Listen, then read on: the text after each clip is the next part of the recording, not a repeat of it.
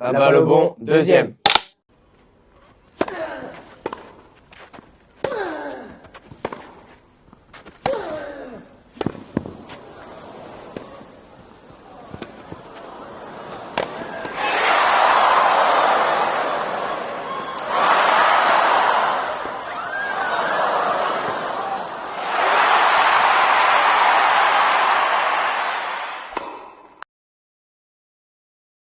Magnifique clap pour démarrer ce deuxième épisode de la balle au bon, avec, comme je vous l'avais promis la dernière fois, donc la jeunesse qui est à l'honneur aujourd'hui. Pour l'échauffement de ce match en 3-7, je vais vous demander de vous présenter rapidement. Donc, vous donnez votre prénom, votre nom, votre âge, où vous en êtes de votre parcours scolaire, votre niveau en tennis, votre classement actuel. Voilà, je vous laisse la parole. En avant, qui commence? Allez, Je m'appelle Léonard Jouan, je suis en classe de seconde, je suis classé 5-6 au tennis, et voilà. Ouais, moi, c'est Louis Tranchard, j'ai 15 ans, je suis dans la même classe que Léonard, donc en seconde à Nerval, et je suis classé 15-5 au tennis. D'accord, vous êtes dans la même classe. Ah, c'est intéressant. C'est intéressant. Et est-ce que déjà vous avez choisi vos spécialités pour votre année de première? Oui, moi je vais prendre la triplette scientifique, donc maths, physique et SVT. Et pour Et toi? moi, ce sera plus maths, SVT, SES, et en quatrième, j'ai pris physique. D'accord. Vous avez des envies de métier déjà ou pas? Ou des domaines dans lesquels vous aimeriez travailler? Bah, moi j'aimerais travailler dans le sport. D'accord. La même chose pour moi. Ah, c'est vrai. Donc des mordus du sport, c'est bien, bah, ça fait la transition tout de suite vers le premier set. On va s'intéresser au tennis. Tous les deux, à quel âge vous avez donné votre premier coup de raquette? Est-ce que vous en souvenez? La première fois qu'on vous a mis une raquette dans la main, premier coup de raquette. Une raquette dans les mains et puis Une raquette de batte, de tennis? de tennis. Ah, c'est intéressant. Tu as fait autre chose avant du tennis en sport de raquette? J'avais déjà fait plus petit. Je jouais avec ma mère dans le jardin au badminton, mais sans plus. Après, le ping-pong, ça compte pas. Ça peut compter, mais Ah bon, si, quand même. quand même. Mais bon, c'est pas Jusqu'aux pareil. Olympiades. Mais, Si, si. Ah bah mais si, quand même. Mais le tennis, ouais, je devais être en CE2 ou CM1, donc vers 8-9 ans. Mais c'est parce que tu voyais des gens de ton entourage jouer que tu as dit, oh, je vais essayer? Ou on t'a mis Il y la raquette dans a les mains pour te dire, on j'aimerais va que dire, tu... cousin Jean Muller, qui fait du tennis à Soissons. Et c'est lui qui m'a. Je le voyais qui jouait, et ça m'a donné envie. Et du coup, je me suis dit, pourquoi pas. Et du coup, après, je suis allé m'inscrire au TC de Bussy, Tennis Club de Bussy. Et ça a été. J'ai direct accroché, et du coup, j'ai continué. Et Tu n'as jamais arrêté depuis. c'est ça. Et toi, tu avais fait d'autres sports de raquette ou de balle avant? Non, j'avais pas fait d'autres sports avant. J'avais jamais vraiment joué. Et c'est Louis, justement. Et il y avait un stage à Bussy. Et il m'a proposé de le faire sur une semaine. Et ça m'a vraiment plu. Du coup, depuis, j'ai pas. Ouais, c'est ça. Dans ce que vous pouvez en voir et observer, pour vous, quelle est la grande différence quand on est jeune au tennis par rapport à un public d'adultes? Qu'est-ce qui change beaucoup pour vous? Qu'est-ce qui est différent? Parce que par exemple, vous êtes en plein développement physique, donc est-ce que des moments, ça vous a gêné dans votre pratique sportive de passer de vraiment enfant à l'adolescent que vous êtes aujourd'hui? Peut-être même plus maintenant, les pépins physiques, c'est compliqué. Parce qu'on commence vraiment on est encore en train de grandir en soi. On se blesse. On se blesse à des moments, des petits trucs qui durent pas très longtemps, mais sur le coup, ça fait un peu mal. Donc, on doit s'arrêter un petit peu. Si c'est le dos, par exemple, le dos, on est obligé de s'arrêter. Ou l'épaule, c'est compliqué. Vous êtes tous les deux des compétiteurs, hein, vous faites de la compétition. À quelle fréquence, vous direz? Vous faites des matchs de compétition à quelle fréquence? Vous êtes dans une équipe déjà? Voilà. Et après, en individuel, vous faites des tournois tous les combien, vous diriez? Tous les mois, mois et demi, moins, plus? Ça dépend, moi. Du moment de l'année? Là, par exemple, en ce moment-là, je suis plus dans une pause. J'ai arrêté un peu la compétition. Je sentais pas trop la balle. Je revenais du Rolex en tant que ramasseur, donc c'était compliqué. J'arrivais pas trop à toucher la balle, donc j'ai préféré faire une pause un peu sur la compétition, même à perdre un classement au cas où c'était pas grave. J'étais vraiment là pour essayer de reprendre du plaisir parce que je sentais pas du tout la balle. Donc vraiment essayer de reprendre bien comme il faut le tennis. Et là, je pense que oui, je vais vers un peu avant l'été, le printemps, je vais commencer vraiment à rejouer. D'accord. Donc à la belle saison. Et toi, tu es là, tu fais de la compétition là. Cet hiver, tu as un peu. Cet hiver, j'ai dû faire 2-3 tournois, mais je fais pas plus, je suis arrêté à 50, entre 50 et 60 matchs à l'année, donc ça va, je trouve, c'est raisonnable. Et pour vous, globalement, que ce soit en compétition, à l'entraînement, dans les matchs amicaux, qu'est-ce qui est le plus important pour vous au tennis? Qu'est-ce qui domine pour vous dans la pratique du tennis? Finalement, qu'est-ce que, avec quelques années d'expérience comme ça en compétition ou hors compétition, pour vous, l'élément clé pour réussir au tennis, pour vous, c'est quoi? Moi, c'est se faire plaisir, faut... C'est le plaisir. Ouais, le plaisir. Ça passe avant le travail, des coups, des trucs, faut se faire plaisir avant tout, je pense. D'accord.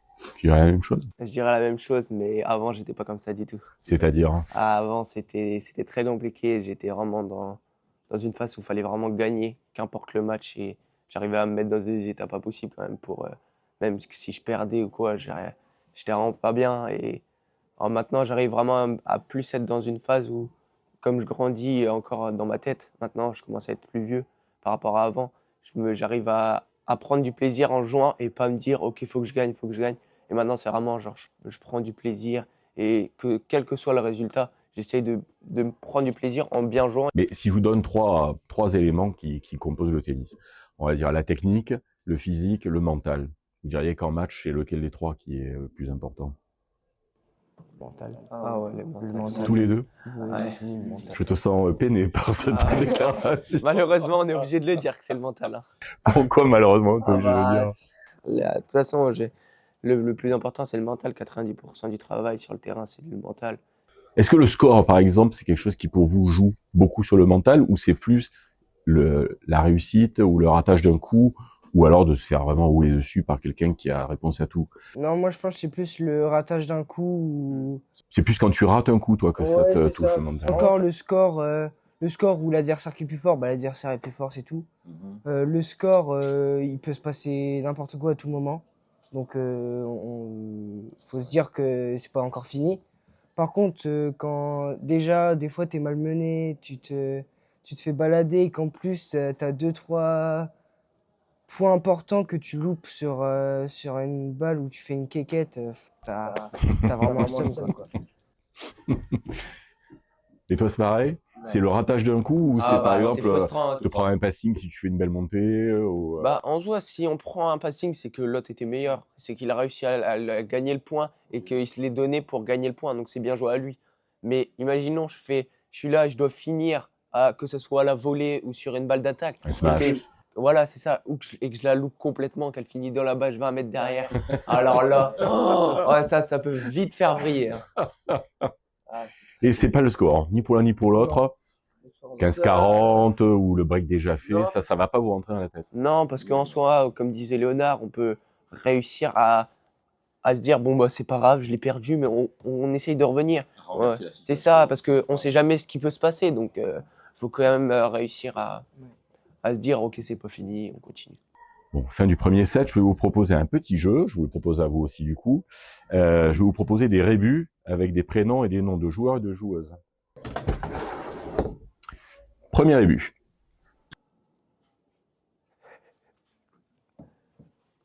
C'est des noisettes. C'est quoi? Je sais pas ce que c'est. C'est une amande. Je l'ai. Vas-y, hein. Amanda Anisimova. C'est ça. Ah, c'est de l'anis. Dans le rétro. Ah, insupportable. Amanda Anisimova, oui. Deuxième, ça va aller très vite. Coco. Avec le prénom. Donc c'est Coco Gauff, oui. Oh, vas-y, j'ai même pas le temps. Déjà, la tablette, elle tourne vers toi, donc logique que tu gagnes. 2-0. Mauvais esprit. Mauvais mental. esprit caractéristique. Le mental. Troisième. C'est Petit Beurre ou Lu?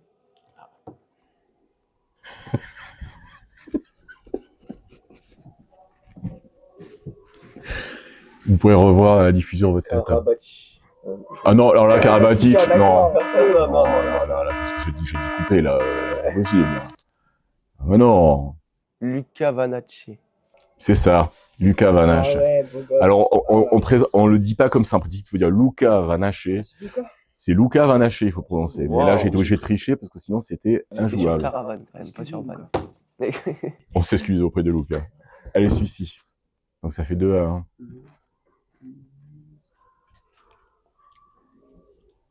Peut-être avec un petit bout, vous pourrez arriver à trouver. Un petit bout du rébut. Oh. Le puzzo, beurre. Le puzzo beurre. Le puzzo beurre Z. Z. C'est quoi le Z d'apostrophe? C'est fou quoi? Z. Je sais même pas comment il s'appelle le pingouin. C'est un pipiou. C'est un pipiou. Oh, c'est quoi ça? Beurre zé. Bah, c'est du beurre, ça, quand même. C'est pas du fromage. Non, c'est Non, c'est du du beurre. beurre. C'est du Beurre zé. Avec la première ligne, vous devez trouver le prénom quand même. La première ligne, c'est le prénom. C'est des poumons, c'est pas des reins, quand même. Non, c'est des poumons. Ah, si, c'est rien. Je l'ai. Lorenzo Musetti. Et oui. L'eau, rein, un zoo. Et oui, là, c'est mou. Zé, une haie et un demi-titi. Ben oui, mou. Pourquoi mou? Bah parce que le beurre là il est mou, il est pas très dur quoi. Ça chipote, mais ça chipote. On est 3 à 1. Hein. Ouais, non, mais c'est pas grave. fait mal. Le score ne veut rien Le dire. dernier est très facile. Hein. Je sais même pas ce que c'est la note, je la connais pas. Mais avec le premier dessin, le reste vient tout seul. Raphaël Nadal. Bah oui. Hein. Et ça pour info c'est un sol. Non, c'est un fa. Bah oui, Clé mais de je fa. connais pas la note. C'est clé de Clé de fa. fa. de- Raphaël. Alors une nana divisée en deux, ça fait na. Raphaël. Ah, ouais. Dal, ok. Le na. Et crois que ça se gagne comme ça un tie-break. Ouais, malheureusement, c'est pas pour moi. Je l'ai bien gagné. Ah, c'est pas pour toi le tie-break? Ah, tu n'aimes pas les tie-break? Non, en vrai, si, ça va. Pas. Super tie-break non plus? Ah, ça, c'est compliqué, hein. Il y a le stress et tout. C'est vrai que c'est en train de- Craquage mental, hein, quand même. Hein. Non. Déjà. Si, si. Déjà. Dès le premier set. Alors, deuxième set, justement. Est-ce que vous avez des joueurs dont vous êtes fan, ou vous êtes fan du jeu, ou de la personnalité, des idoles, ou dans les joueurs d'aujourd'hui, est-ce qu'il y en a vraiment? Ou des joueuses, hein, bien sûr. Quand j'étais. Bien sûr, déjà, il y a Rafa. Rafa, quand même, on aime, tout le monde aime, on peut pas ne pas aimer. Après, je dirais, il y a quand même Federer avec le jeu qu'il avait, quand même. C'est quand même incroyable ce qu'il a pu faire pendant toute sa carrière. Bon, là, on est sur deux vieux retraités, quand même. oui. quand même. Mais... Alors, dans les, Non, mais dans les le top 10 d'aujourd'hui, là. Après, Ah, il y a encore un vieux dans le top 10, mais bon. Oui, oui. Toujours là, Mais bon, on n'en parle pas. mais si, on est là pour en parler. On n'en parle pas. On en parle Faut pas, qu'il on en arrête parle le pas, tennis. Faut qu'il arrête. Et... Oui, il est quand même en finale de Grand Chelem. Oui, non, mais même, quand même. Faut qu'il arrête. Stop. Il- Non, moi j'aime bien, c'est Daniel Medvedev. Medvedev. Medvedev. Pourquoi? C'est le jeu, la personnalité, les deux? Qu'est-ce que c'est qui se plaît chez lui? Bah, sa personnalité, j'aime bien aussi. C'est vrai. Ouais, je l'aime bien. Tous les débordements, Ouais, je trouve drôle. quand il engueule tout le monde, les arbitres. Tout le monde le siffle, mais moi je. J'aime bien Benoît Paire aussi. moi. Non, mais tout le monde le siffle, D'accord. mais moi je trouve ça drôle. Et son jeu? C'est un peu plus. Parce que alors, par exemple, Son techniquement, c'est bizarre. Ouais, mais du coup, c'est ça qui me. dit que D'accord. j'aime bien, parce que avec son revers, on a l'impression que. Son revers, techniquement, il est pourri. Il est pourri. Daniel, si tu nous entends, Ah, oui, on te renvoie aux Ah études. non, il est pourri, Daniel. Ah, c'est vrai que techniquement, c'est plus que Mais- bizarre. Hein. Mais il était combien de classement? Je sais pas son meilleur classement. Mais Bah, il c'était était, pas top 1. Si, je crois qu'il a été ouais, numéro 1 Il mondial. était numéro 1, donc au final. Il a été numéro 1 mondial. Il a pendant- gagné un grand chelem hein, contre Novak Djokovic quand même, donc à l'US Open. Ah oui, c'est. Donc c'est quand même quelqu'un qui, avec cette technique bizarre, est quand même arrivé au sommet à gagner un grand chelem. D'ailleurs, c'est bien une leçon comme quoi la technique fait pas tout au tennis. hein. Moi, avant, j'aurais dit Zverev avant qu'il se blesse contre Rafa. Je trouve qu'il avait j'aimais bien son jeu. Maintenant, c'est plus le même, je trouve. Il a plus du tout le même jeu et tout. J'aime un peu moins. Mais avant, ouais, j'aimais bien Zverev avec la taille et tout. Ça m'impressionnait quand même comment il servait et tout. J'adorais Zverev. Et maintenant, je dirais Bublik avec ce qu'il nous a sorti à Roland et tout. Ce qu'il a fait à Roland, c'était quand même monstrueux. Et je trouve qu'il performe vraiment bien et que c'est un très bon joueur. J'aime bien comment il joue et tout. C'est un peu un bourrin comme moi, donc j'aime bien. Oh, c'est bien, quand on invite les jeunes, là, au moins, voilà. Ça, on est sûr qu'on va passer un bon moment, on va bien se marrer. Ah bah bien sûr. D'accord. Et donc, ni Sinner, ni Alcaraz pour vous. C'est des quand même. Ici, on les aime bien. On les aime bien, mais bon, c'est quand même. Là, on parle quand même un peu des joueurs un peu en dessous parce que c'est quand même. Ça commence à être un peu des goats, quoi, quand même. Ça commence à être des très très très très bons joueurs. pense qu'ils vont quand même rentrer dans l'histoire. Ils sont pas beaucoup plus vieux que vous, hein. Quand même un peu. Ah, il a 22 ans. Oui, non, mais quand Et même. peut-être que dans 8 ans, on est à Roland, on a déjà 2 grands chemins. Mais on va en parler au troisième set. Vous êtes déjà allé à Roland, donc on va en parler. Ça va être le gros du travail là sur ce match. L'année dernière, quand j'étais ramasseur de balles, j'ai quand même réussi un moment parce que mon père était là. Et du coup, je l'ai rejoint et il était sur le Simone. Et il y avait, c'était Bublik qui jouait contre un Portugais, comment il s'appelle, qui a passé les qualifications. C'est Nuno. Nuno Borges. Borges. Nuno Borges. Ouais, c'est ça. Et vraiment, ce match-là, ça m'avait impressionné parce que quand même, Bublik était au-dessus, alors que Borges était vraiment super fort. Il avait passé les qualifs, il avait continué, et il faisait vraiment des gros matchs. Et là, Bublik lui avait roulé dessus. Oh, ça m'avait vraiment impressionné. Et surtout, le Simone Mathieu, c'est sympa. Hein, Ah, moi, j'adore le Simone. parce qu'on est vraiment très très près des joueurs. Ah Hein. oui. Donc vous avez bien mérité une pause. Ça va être le deuxième jeu. Attention, tu es très en retard. Non. 4-1, c'est 4-1. Enfin, si c'était un 7, c'est On quand même. oublie le score. On oublie le score. Ah bah oui. D'accord. Alors, je vais vous montrer des fragments de corps de champion, puisqu'on a parlé des champions et de championnes. Et à partir de ces fragments, vous devez me dire Pas qui trop c'est. vieux, hein, parce que sinon, je vais pas. Ah non, c'est des gens qui jouent actuellement. J'ai pas été vache à ce point-là non plus. Là. Je vous montre, vous identifiez tout de suite. Vous jouez aussi, bien sûr. Carlos. Ah, tu l'as dit en premier. Ah oui. C'est rapide, il avance pas. À l'US Open d'ailleurs. T'inquiète. C'était la tenue de l'US Open. Photo à Roland. Arthur Non. Fils. Arthur Absolument. Fils contre Mounard. 5e set, la célébration. Ah bravo. Le t-shirt. C'est monstrueux. Ah bravo. Bon, il l'a payé très cher ce match, hein, Oui. puisqu'il recommence que là depuis cette semaine. Mais ouais, il se blesse gravement et puis il a la mauvaise idée de rejouer avec sa blessure, donc voilà. J'ai même pas le temps de jouer. Je suis juste trop rapide. Là, tu l'avais rien. T'étais perdu, mon. Igaziatek. La casquette. Hop, le petit logo. La queue de cheval. Ça fait, je n'ose pas le dire le score, on est 7-1. Non, mais j'ai même pas. La tablette est tournée, il l'a déjà. Ah, ouais. Je l'ai aussi. Arina, Sabalenka. Sabalenka. Je l'avais. J'ai dit Arina. J'ai dit Arina. Ah, d'accord. Tous les jours. Je crois qu'il a dit Arina. 8-1. Hein. 8 heures. Tu veux pas, Attention. Pardon. Ben oui, attention au langage, hein, bien sûr. Sinner. Ah, Sinner, bravo. Boosté. Il y aura un troisième quiz. Ah, c'est déjà fini, bah ouais, c'est bon. 7-2, bah oui, c'était clair. Alors, troisième set, on en revient à ce qui fait votre particularité à tous les deux. Vous avez donc été ramasseurs. Alors, à Roland tous les deux. Oui. Et toi en plus au Rolex Paris Master, toi non. Hein, non. Uniquement à Roland. Alors, qui des deux? Alors déjà, est-ce que c'était la même année où vous avez été pour la première fois? Non. C'était toi en premier? Oui, j'y suis allé en premier. D'accord. Est-ce que pour le public du podcast et peut-être certains jeunes qui auraient cette idée et qui en rêveraient, est-ce que déjà, puisque c'est toi qui l'as fait en premier, tu pourrais expliquer comment on postule en fait pour être ramasseur? Ça se passe comment? Comment on s'inscrit pour faire partie des sélections, etc. Eh bien, on s'inscrit. Faut avoir une licence FFT. Oui. Pour après, il y a des sélections qui se passent. Je sais plus, il doit y avoir 5000 jeunes. Et on passe une sélection sur une demi-journée avec 8 exercices. C'est à Paris, ça. Non. La sélection, elle se fait en province. Hein.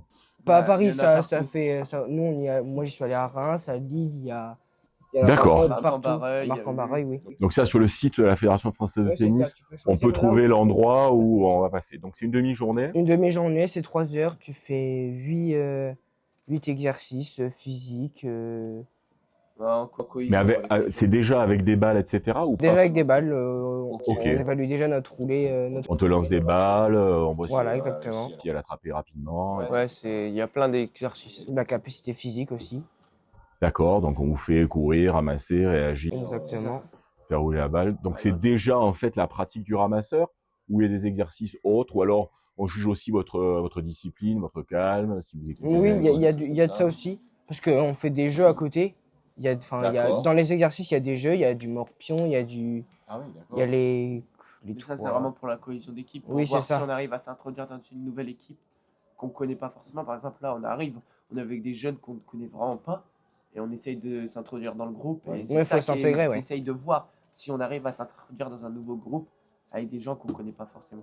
Parce qu'après, on va y revenir, hein, évidemment, c'est pas une équipe fixe tout au long de la journée de ramassage ou pendant le temps de ramassage que vous allez faire.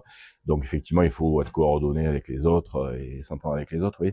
Donc, l'année où toi, tu l'as fait la première fois, c'était en quelle année, ça? 2024. 2024, donc oui, c'est super récent. Toi, dès 2025, c'est l'année dernière? Oui. Ta première à Roland, c'était l'année dernière. D'accord. Et après, donc, tu as fait la dernière édition du Rolex Paris Masters.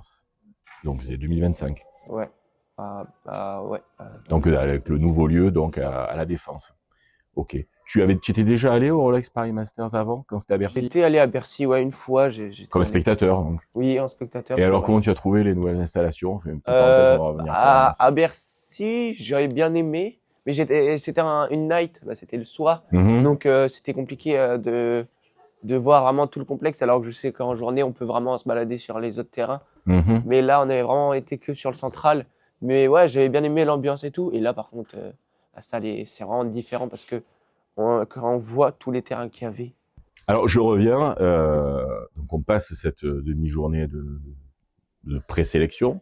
Là, on est prévenu comment qu'on est retenu? C'est quoi? C'est un mail? C'est un SMS? C'est un coup de fil? Oui, c'est un mail de la FFT. Et là, c'est définitif. On est pris comme ramasseur. Non. Il y a encore une étape derrière. Il y a encore une étape. Il y a un Alors là, c'est à Roland? Non. Toujours pas. D'accord. On l'a tous les deux fait à 3. C'est un stage de 5 jours. Non. 5 jours? 5 jours. Ouais, sans téléphone, sans rien. On pose les téléphones et c'est vraiment, on essaye de s'introduire dans les groupes et tout, avec les copains, on essaye de se faire des copains.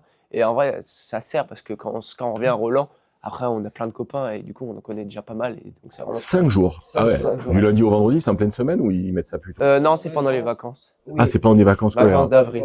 Vacances d'avril. Et donc là, ça se passait où, vous avez dit? À 3? C'est ça? Ouais, Quand on regarde comme ça, on se dit, on fait quand même pas travailler la technique de rouler de la balle et de ramassage de la balle pendant 5 jours, Non. si? Bah, en soi, c'est pas vraiment 5 jours parce que on arrive je sais plus quoi, le premier jour et on arrive après manger. Oui, on Donc, arrive l'après-midi, début On d'après-midi. arrive début d'après-midi. Et après, on commence l'après-midi, on commence à faire des roulés vraiment qui nous apprennent vraiment bien le geste du roulé. Et après, on a 3 jours où c'est 3 jours. vraiment full, où on fait vraiment que apprendre tout ce qu'il faut savoir pour être ramasseur.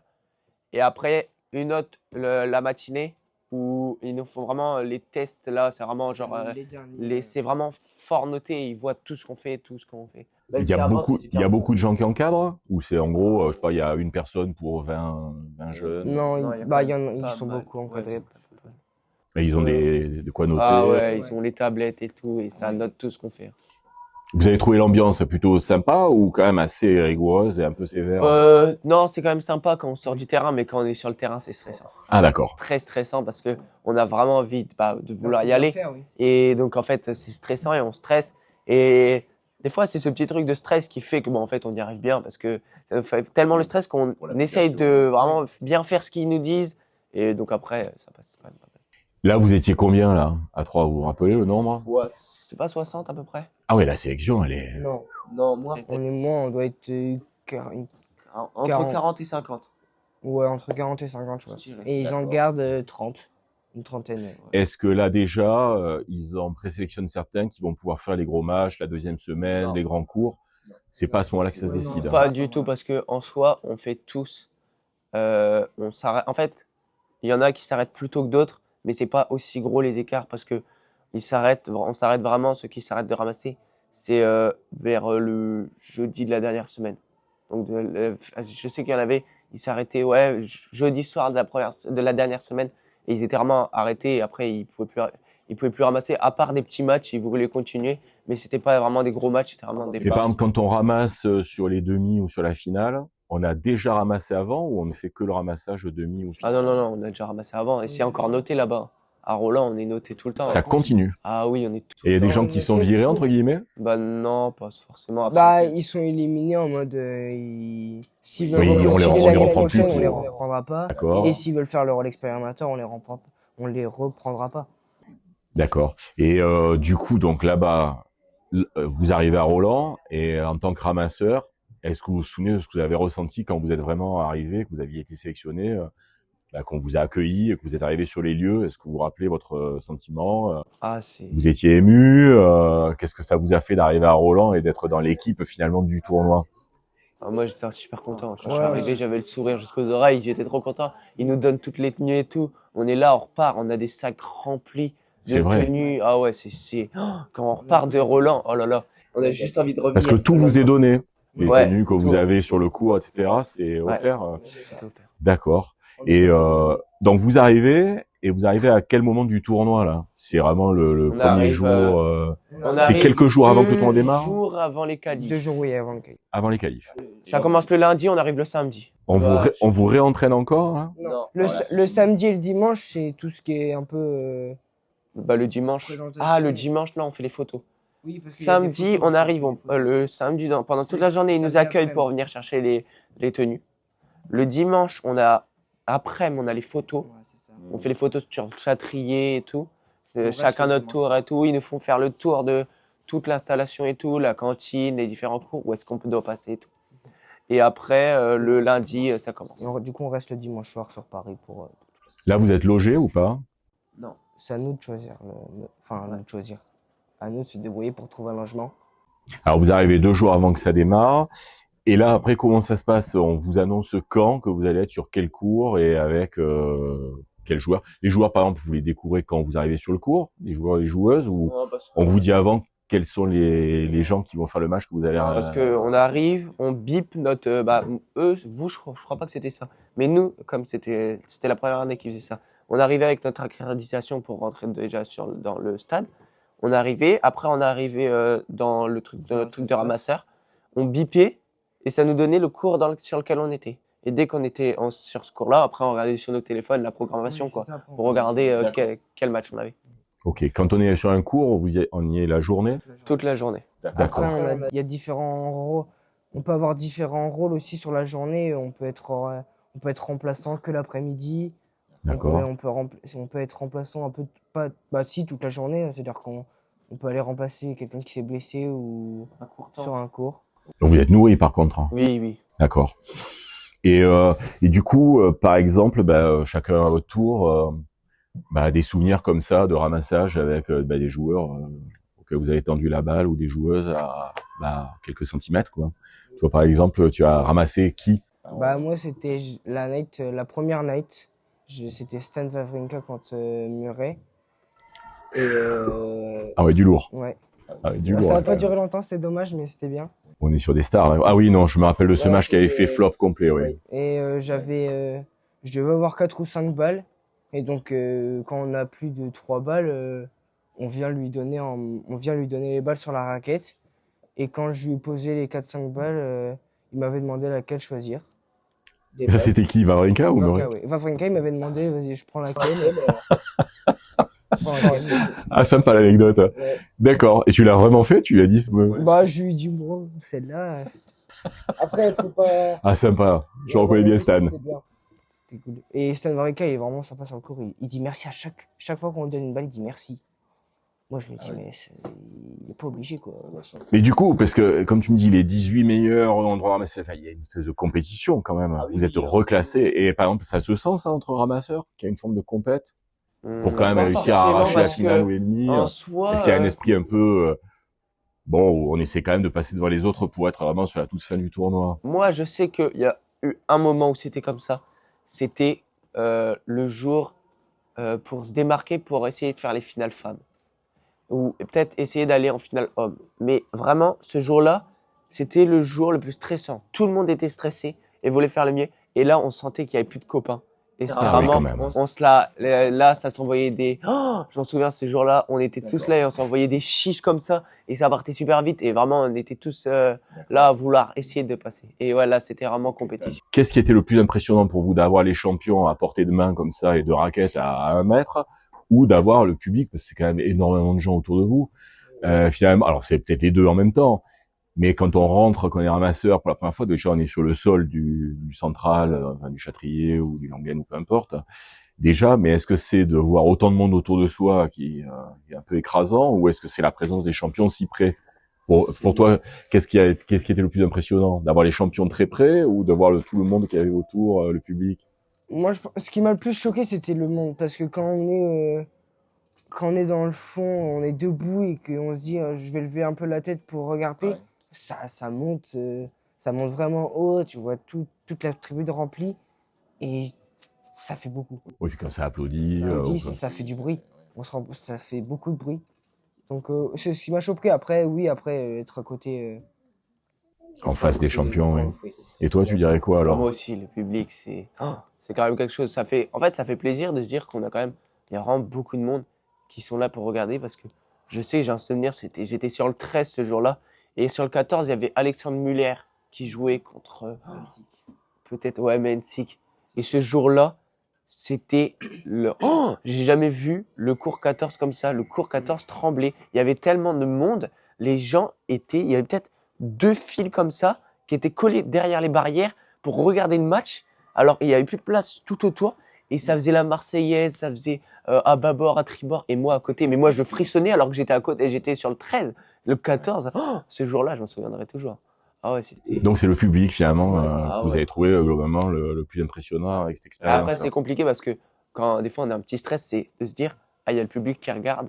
Et de se dire, ok, il faut peut-être pas que je me foire quand même parce qu'il y a quand même beaucoup de monde. Et si je commence à faire un truc qui se voit fort, c'est peut-être. Et du coup après, alors est-ce que vous l'avez fait tous les deux pour l'Open? Vous avez formé d'autres jeunes du club pour ramasser les balles vraiment d'une façon professionnelle, hein, comme à Roland, hein, avec vraiment des gestes, etc., le principe des rotations. Comment ça s'est passé ces expériences?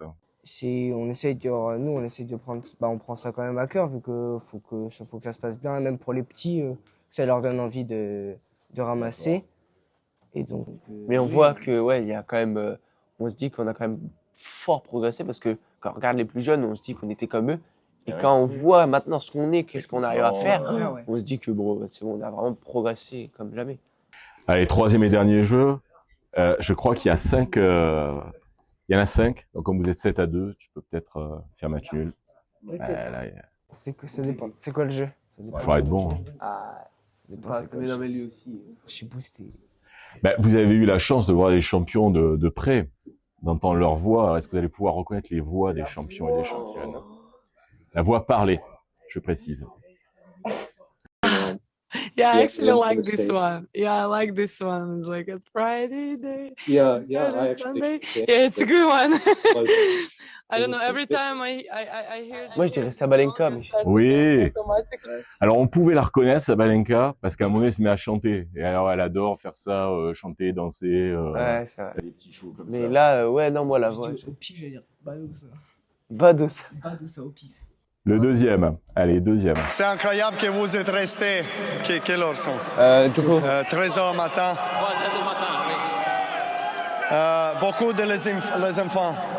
Tu dois dormir, mon ami. Qu'est-ce Là, que il tu est fais drôle. ici? Tu es très jeune aussi. Tu dois dormir. Qu'est-ce que tu fais ici? C'est assez drôle. Allez, une femme qui parle de son rapport à la terre battue. Mais pour revenir vraiment Ah, sur comment la, c'est, Justine la Hénin. terre battue et les sensations que ça procure, moi j'aime Ah, ça le fait, temps, j'avais du temps aussi. Pour Ça fait 8-4, parce qu'il y en a eu 2. Allez, Daniel Medvedev. Je l'avais aimé un peu ça. Super drôle. là il est en train de parler avec gentillesse à l'arbitre. Et le dernier, alors un petit indice, c'est quelqu'un qui parle de Rafael Nadal. J'ai toujours adoré son coup droit, son intensité, sa capacité de concentration. C'est ça. Ah non, c'est pas Benoît Paire. Qu'on nous donne. Elle est vraiment la même. Mais pas du tout, je repasse.